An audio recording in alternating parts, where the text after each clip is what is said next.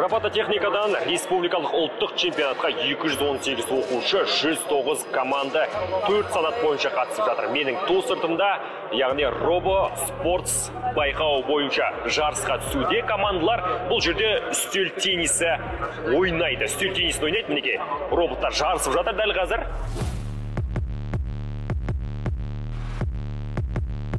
Бұл жерде отандық туризмді дамыту бойынша бір қатар жұмыстар қойылған, соның біреуі мінекей көрсетейікші.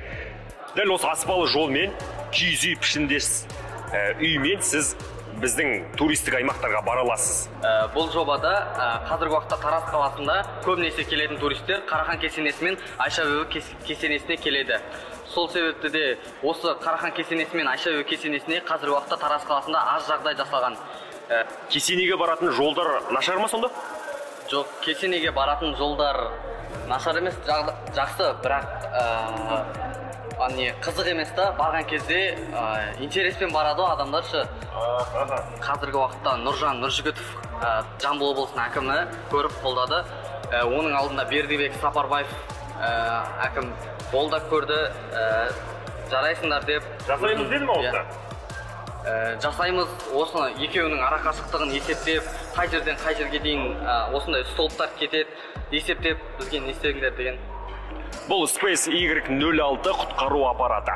Кез келген үйінділерден, кез келген апаттан оңай кіріп, адамдардың қол жетпейтін жерге барып, дәл осындай камерамен түсіріп, кім қай жерде екенін көрсете алады. Дәл қазір менің қасымда осы өнертапқыштың иелері отыр. Сұрайық, құрастырған есімің? Ескендір. Олжас. Қай қаладан келесіз? Алматы. Алматы қаласынан, иә. Өрт болсын, барлығына шыдай береді, өртеніп кетпейді. Су құйылса да жүре бере ме болсын? Иә, су құйылса да жүре береді. Сондай тек прототип болғандықтан біз бұған әлі влагозащита, судан қорғайтын. Бұл енді ең бірінші макеті ғой осында. Иә, макет. Ал қымбатты көрермен, қараңыздаршы мына жерде. Бұл арнайы, яғни алғашқы көмек көрсетуге арналған дәрілер тұрмында мінекей көріп отырсыздар. Егер кез келген адам бір үйіндінің астында қалып қалса, Құдай сақтасын енді. Осы мінекей дәл осындай қорапшаны жеткізеді. Камера және бұған GPS орнатылған.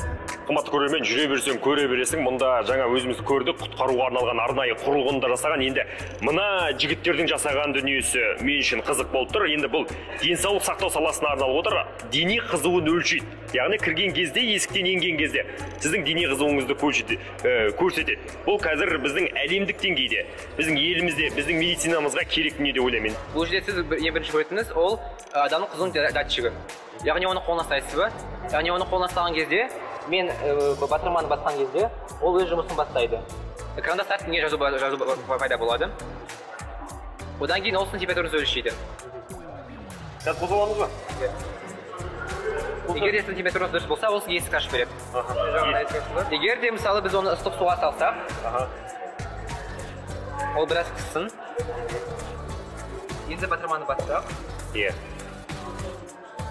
ол біраз ойланады. Яғни бұл қызуы көтеріліп тұрған адам, дене температурасы көтеріліп тұрған адам,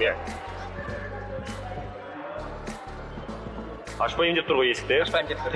Яғни сонымен сіздің температураңыз белгілі, мұнда 44 градустан жоғары температура жазылып тұрады. Жалпы біз бұл жүйені коронавирус пандемиясы уақытында ойлап тапқан болатынбыз. Ол уақытта ғимаратқа кіру үшін температураны өлшеу керек болатын. Бірақ та температура өлшеу барысында ғимараттың алдында үлкен кезектер пайда болады. Оның әсерінен аурудың тарауы тезірек болады. Сол себепті біз арнайы осындай жүйені ойластырып шығардық. Қазір заман дамыған сайын тіпті үйден шықпай укол салуға да болады екен. Міне, дәл осы медбот аппараты сізді үйде өзіңіздің дәрігеріңіз болады. Мінекей, дәл осы жерде уколдың иінесі тұр. Дәл осындай, мінекей, денеңізге осылай икстап салып аласыз, сызып аласыз, және бұны медботқа көрсетесіз. Медбот келеді, сізге укол салып береді. Міне керемет. Қарап тұрсыздар. Және де енді мінекей біздің қасымызда данышпандар десек те болады. Мінекей қалай өздерінің ойларына келген мен түсінбеймін бұның барлығы. Өте керемет. Енді кез келген адам бұны сатып ала ма үйіне? Иә. Үйіне сатып алады, иә? Иә, үйіне. Зиян емес пе? Жоқ, ешқандай зияндығы жоқ. Ол өз бөлмені қандай да бір бактериялардан залалсыздандырылады.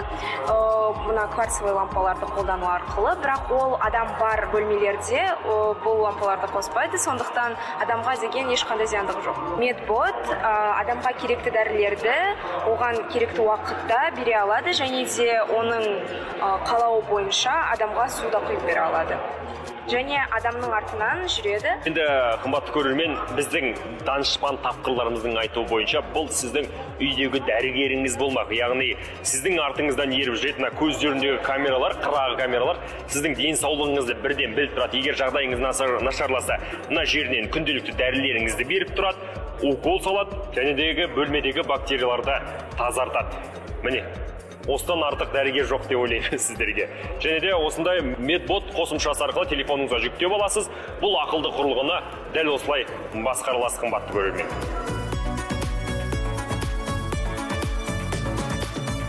Республикалық олимпиаданың қорытындысы бойынша ең жоғары ұпай жинаған командалар 2022 жылғы 17-19 қарашада Германияның Дортмунд қаласында өтетін халықаралық олимпиадаға жолдама алады. Олимпиада 50 елді қамтиды, ал жеңімпаздар бүгін анықталады.